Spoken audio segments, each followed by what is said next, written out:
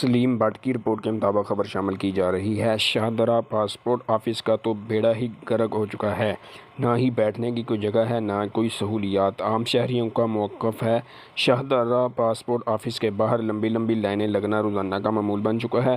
بزرگ، خواتین اور مرد جو عمرے کے اصول کے لیے پاسپورٹ بنوانے کے لیے آئے ہیں، دل برداشتہ ہو کے کچھ معمر لوگوں سے بات کرتے ہوئے انہوں نے کہا کہ کسی بھی ادارے میں جائیں تو سہولیات کا فقدان ہے، نہ پانی نہ ہی بیٹھنے کی کوئی سہولت ہے۔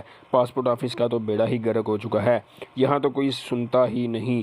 ایجنٹ مافیا جو افسران بالا سے ملے ہوئے ہیں دندناتے پھرتے ہیں، مہنگائی سے پیسی ہوئی غریب اور بے بس عوام سے لاکھوں روپے کما رہے ہیں۔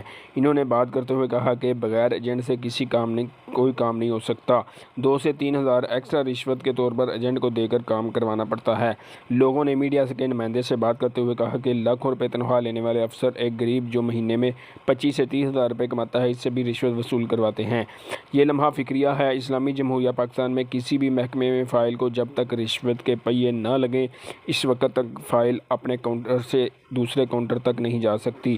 ایک تو مہنگائی اور دوسرا گورنمنٹ اداروں کا رشوت لینا، لوگ پریشان ہو چکے ہیں، لیکن کوئی بھی پوچھنے والا نہیں ہے۔ لوگوں نے چیف جسٹس پاکستان کو اپیل کرتے ہوئے کہا کہ کم از کم نادرہ اور پاسپورٹ آفس کو بہتر بنانے کے احکامات جاری کریں تاکہ غریب عوام کا بھلا ہو سکے اور تمام سرکاری اداروں میں آسانیاں پیدا کر کے بہتر سے بہتر بنایا جائے، کیونکہ کرپٹ مافیا نے کام کو مشکل ترین بنا دیا ہے اور ہر بندہ اپنا قیمتی ٹائم بچانے کے چکر میں ایسے نظام کو بیساکھی رشوت دینا بہتر سمجھتا ہے۔ سلیم بٹ، نیوز 4 لاہور۔